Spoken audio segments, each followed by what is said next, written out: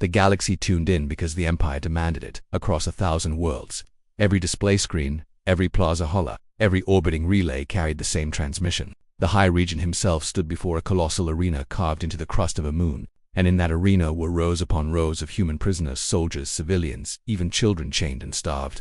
Yet defiant in their silence, behold, the Regent's voice thundered across the stars, the fate of Earth's kind. Their rebellion dies not only in battle but in shame. Let all species see humanity is broken. Their warriors kneel, their spirit extinguished. At his command, the slaughter began. Plasma fire swept across the prisoners, turning thousands to ash in moments. Others were dragged screaming into furnaces. Still more were cast into pits while alien crowds howled for blood. It was a spectacle designed not just to kill, but to humiliate, to erase dignity, to strip humanity of its very claim to honor. Billions of citizens across the Empire cheered. Some wept with joy. They believed Earth had been defeated forever. But what the Empire had done, it was far worse than any crime of war. They had planted a seed of vengeance that would never stop, growing far from the reach of Imperial scanners. Buried in the ruins of forgotten colonies, humanity endured. They had been driven from Earth itself, scattered to the void, hunted like vermin. But they had not been idle. For decades, hidden fleets were built in silence. Weapons forbidden by every treaty were perfected. Artificial intelligences once thought too dangerous to exist were awakened and bound in chains of loyalty. Humanity had nothing left to lose, so they created weapons not for conquest, but for extermination. On the flagship Erebus, Admiral Marcus Hale stood before his crew as the transmission of the slaughter played to its bitter end. His fists were white. His voice, when it came, was quiet. "They killed our prisoners to humiliate us," he said. "They wanted to brand us as weak, as prey. Instead, they have doomed themselves. Because now, we will show them what it means when humanity stops holding back." No one cheered. No one needed to. The silence of his crew was deadlier than any roar of applause. They were ready. The first retaliation came within days. Imperial worlds that had celebrated humanity's supposed end awoke to fire raining from their skies. Orbital defenses simply ceased to function, corrupted by human-made AIs seeded into their networks years ago. Towers crumbled, oceans boiled, and billions died before the Empire's fleets could even launch. Across the galaxy, laughter turned to shock as every broadcast was hijacked. Screens that had shown the massacre now displayed a simple message: "You killed ours in chains. We will kill yours in fire."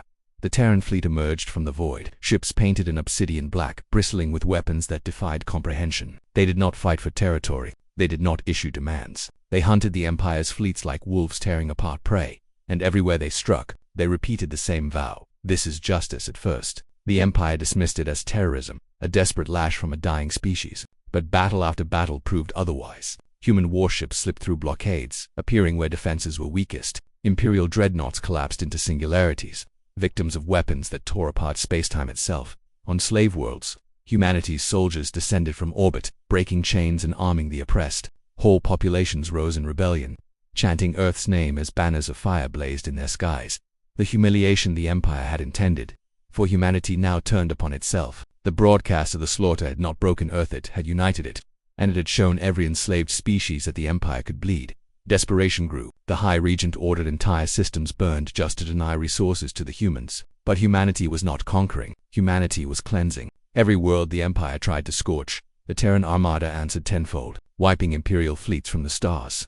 Then came the Battle of Velos. The Empire amassed its largest armada in history, 10,000 warships strong. It was a show of force meant to prove they still ruled the galaxy. But when the Terran fleet arrived, numbering barely 1,000, the Empire's confidence shattered. Human ships moved like shadows, vanishing and reappearing with slipstream drives.